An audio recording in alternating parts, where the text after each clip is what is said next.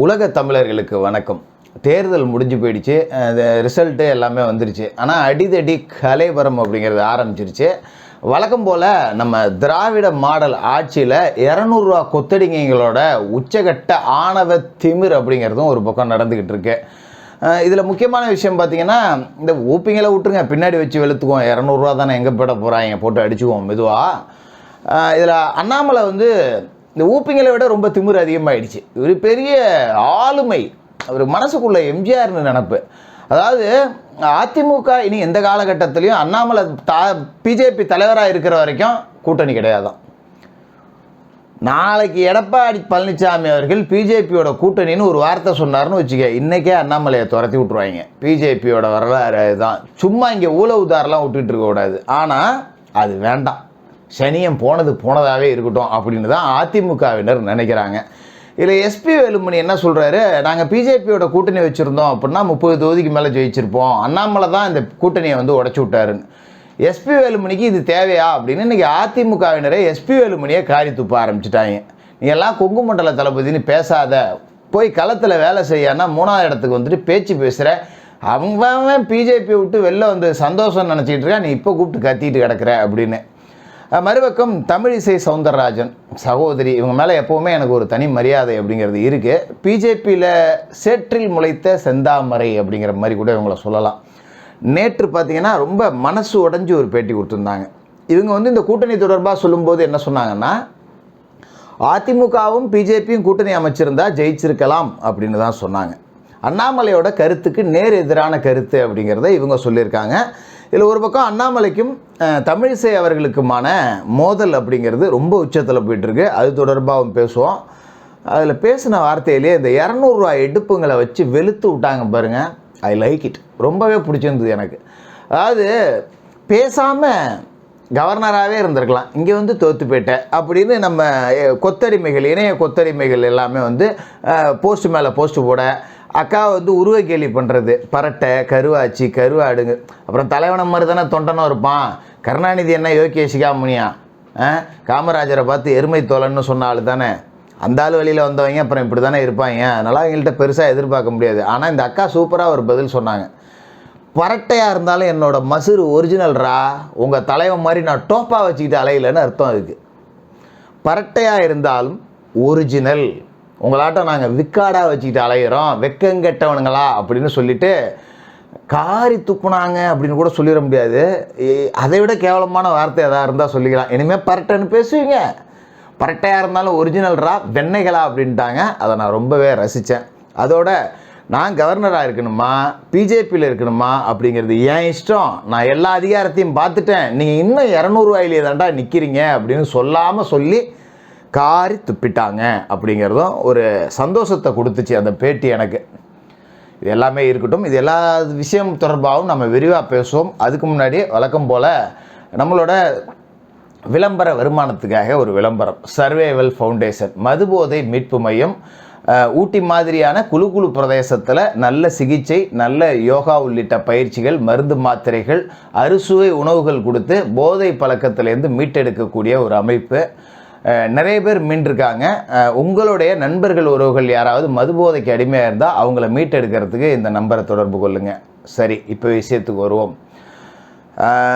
தூதுவிட்ட பன்னீர்செல்வம், துரத்தி விட்ட எடப்பாடி, டைட்டிலே இப்படி வச்சாதான் ரொம்ப சூப்பராக இருக்கும். அதாவது பன்னீர்செல்வம் ஒவ்வொரு தோல்விக்கு பிறகும் ஒரு அறிக்கை ஒன்று விட்டுருவார். அதிமுகவினர் ஒற்றுமையாக இருந்தால் வெற்றி பெறலாம், அதிமுகவினர் எல்லாமே ஒத்துமையாக தான் இருக்காங்க, நீ யாரையா முதல்ல அப்படின்னு கேட்டு துரத்தி விட்டுட்டாங்க ஏற்கனவே. இப்போ மறுபடி கிளம்பியிருக்காரு. ஏன்னா இவரோட பலாப்பழ பவுசு அப்படிங்கிறது பிதுக்கி எடுத்துட்டாங்கல்ல. அதனால் இப்போ என்ன பண்ணிட்டாரு, தினகரனை நம்பி போய் அம்மாஞ்சல்லிக்கு பிரயோஜனம் இல்லை, அண்ணாமலையை நம்பி போய் அம்மாஞ்சல்லிக்கு பிரயோஜனம் இல்லை, பேசாமல் எடப்பாடி காலிலேயே விழுந்துருவோமோ அப்படின்னு முடிவுக்கு வந்துட்டார். ஏன் அப்படின்னா கொஞ்சம் அறிவு லேட்டாக வந்திருக்கு பன்னீர்செல்வத்துக்கு. இப்போ பன்னீர் என்ன யோசிச்சிருக்காருன்னா, அதிமுகவில் இருந்தப்போ எடப்பாடி பழனிசாமியை பொதுச் செயலாளராக அறிவிக்க சொன்னாங்க, அறிவிச்சிருந்தா அவைத்தலைவராக நாம் இருந்திருப்போம், இல்லைன்னா இணை துணை பொதுச் செயலாளர்னு எடப்பாடி பழனிசாமி அவர்களுக்கு அடுத்த 2வது இடத்துல யார் இருந்திருப்பா, பன்னீர்செல்வம் தான் இருந்திருப்பார். அதை இப்போ தான் அவர் உணர்றார். பேசாமல் எடப்பாடிக்கு எடுத்து 2வது இடத்துலையா இருந்திருக்கலாம், மரியாதையாவது இருந்திருக்கும். இப்போ நான் போய் கட்சியை கைப்பற்றுறேன்னு சொல்லி அண்ணாமலையை நம்பி, மோடியை நம்பி, அமித்ஷாவை நம்பி, தினகரனை நம்பி வெளியில் வந்தேன். இப்போ அண்ணாமலை நம்மளை மதிக்கிறதில்ல, தினகரன் மதிக்கிறதில்ல, இவன் கூட இருக்கிற எவனுமே நம்மளை மதிக்கிறதில்ல. அங்கே இருந்திருந்தாலாவது 2வது இடத்துல இருக்கலாம், இங்கே தனியாக வந்து 200வது இடத்துக்கு போயிடுவோம் போல் இருக்கே அப்படின்னு வாயிலையும் வயிற்றுலையும் குத்திக்கிட்டு இப்போ மறுபடி பேசாமல் எடப்பாடி காலிலே போய் விழுந்துருவோன்னு தூது விட்டுருக்கார். அதோடைய வெளிப்பாடு தான் இப்போ மறுபடியும் ஒருங்கிணையணும், ஒன்றிணையணும் அப்படிங்கிறது. நம்ம கூப்பா கிருஷ்ணா இருக்கார்ல, திருச்சியில் இருக்கக்கூடியவர், ஓ பன்னீர்செல்வத்தோட அதி தீவிர ஆதரவாளர். இவர் வந்து வர 10ஆம் தேதி அன்னைக்கு முன்னாள் முதலமைச்சர் புரட்சி தலைவர் எம்ஜிஆர், அம்மையார் ஜெயலலிதா அவர்களோட அந்த நினைவிடத்தில் போய் தர்ம யுத்தம் பண்ண போகிறாராம். ஏற்கனவே பன்னீர் போய் உட்காந்து பண்ண தர்ம யுத்தம் இன்னைய வரைக்கும் நாசமாக போயிட்டுருக்கு. சத்தியமாக இதை என்னால் சிரிப்பாமல் பேசவும் முடியல. இப்போ அடுத்து இவர் போய் தியானம் பண்ண போகிறாராம். உண்மையிலேயே அந்த அம்மா சக்தின்னு ஒன்று இருந்ததுன்னா அவங்களோட குணாதிசயத்துக்கு சமாதியிலேருந்து எழுந்து வந்து செருப்பை கழட்டிட்டு அடிக்க போகிறாங்க. இனிமேல் சமாதி பக்கம் யுத்தம் பண்ணுறேன், சத்தம் பண்ணுறேன்னு அவனால் வந்தீங்க விளக்க மாதிரி பிஞ்சு போகுன்னு அடித்து தான் விரட்ட போகிறாங்க. இவங்க பண்ணுற காமெடி பூரா அப்படி தான் இருக்குது. அதிமுகவும் தோற்று தான் போச்சு. ஆனால் கட்சி எடப்பாடி பழனிசாமி அவர்கள் ஸ்ட்ராங்காக கைப்பற்றிட்டார்.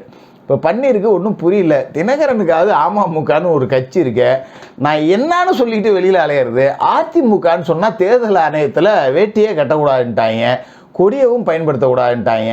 அப்போ நான் யார் அப்படிங்கிற கேள்வி அவருக்கு இப்போ தான் தெரிஞ்சிருக்கு. அதாவது அவர் அனாதை அப்படிங்கிறது தெரிஞ்ச பிறகு தான் நான் யார் அப்படிங்கிற கேள்வியே அவருக்கு தெரிஞ்சிருக்கு. அந்த கேள்வியெல்லாம் ரொம்பலாம் கேட்க வேணாம் திரு பன்னீர்செல்வம் அவர்களே.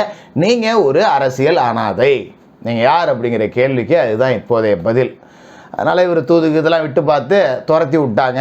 இப்போ அடுத்ததாக பார்த்தீங்கன்னா எஸ்பி வேலுமணி பிஜேபி கூட சேரணும்னு பேட்டிட்டதால் அவரையும் பிடிச்சி கடிச்சு வச்சுக்கிட்டு இருக்காங்க அதிமுகவினர்.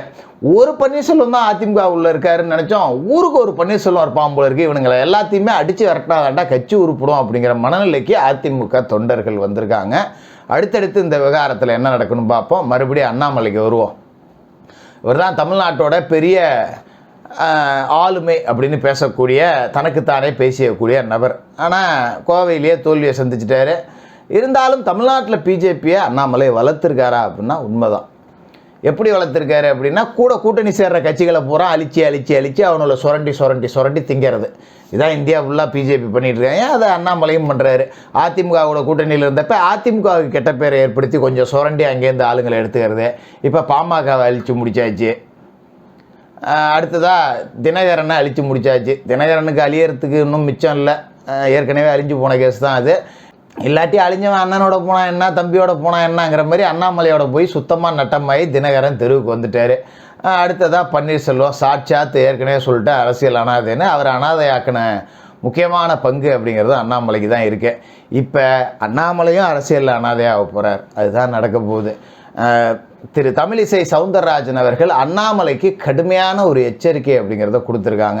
அதாவது அண்ணாமலை ஆதரவு இணையதள பதிவாளர்கள் வந்து கண்ணாப்புனான்னு பேசுகிறதால உடன்பிறப்புகளும் கண்ணாப்புனான்னு மாற்றி பேசிக்கிட்டு கொஞ்சம் முதல்ல அடக்கி வைங்கடா உங்கள் இணையவாசிகளை, 200 கொத்தடிமைகளையும் சரி 2 ரூபா எடுப்புகளையும் சரி அடக்கி வைங்க, தேவையற்ற பிரச்சனை. தமிழிசை சவுந்தரராஜனோடக்கு இன்னொரு முகம் இருக்குது, அதை காமிக்க வச்சிடாதீங்க அப்படின்னு சொல்லிட்டு அண்ணாமலைக்கு எதிராகவும் கடிஞ்சிருக்காங்க. அதே மாதிரி அவங்களோட அந்த பேட்டி அப்படிங்கிறதே பார்த்திங்கன்னா அண்ணாமலையோட கருத்துக்கு நேர் எதிராக இருக்குது. அதிமுகவோட கூட்டணி வச்சுருந்தா ஜெயிச்சிருக்கலாம்னு தமிழிசை சொல்ல, அதிமுகவோட கூட்டணி வச்சா கூட நாங்கள் ஜெயிக்க மாட்டோம், அதிமுக அழிஞ்சிருச்சு. அதாவது இவர் பிஜேபி இப்போ 40க்கு 40 இங்கே கிழிச்ச மாதிரியே பேசிகிட்டு இருக்காரு இல்லையா, அதுக்கு நேர் எதிரான பேச்சாக இருக்குது. அப்படிங்கிறதால இந்த விவகாரம் அப்படிங்கிறது இன்னும் முத்தும். அண்ணாமலைக்கு எதிராக தமிழக பிஜேபியே ஒருங்கிணையும், அண்ணாமலை அடித்து விரட்டப்பட்டாலும் ஆச்சரியப்படுவதற்கு இல்லை.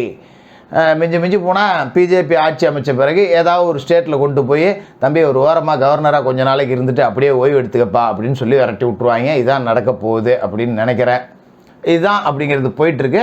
மற்றபடி இப்போ இந்த அதிமுக ஒருங்கிணையும் அப்படின்னு பன்னீர் பேசிகிட்டு இருக்காரு இல்லையா, அதிமுக ஒருங்கிணைஞ்சு தான் இருக்குது. பன்னீர் பக்கம் போன பலர் திரும்ப எடப்பாடி பழனிசாமி அவர்கள் பக்கம் வர்றதுக்கு தயாராகிட்டும் இருக்காங்க. அதிமுக ஒருங்கிணைஞ்சிரும், நீங்கள் போய் பிஜேபியில் இணைஞ்சிருங்க, அதுதான் உங்கள் எதிர்காலத்துக்கு நல்லது. ஏன்னா அடையாளம் அப்படின்னு ஒன்று வேணும்ல. சொத்து பத்து பல தலைமுறைக்கு சேர்த்து வச்சுட்டாரு பன்னீர்செல்வம், அதை பற்றி பிரச்சனை கிடையாது.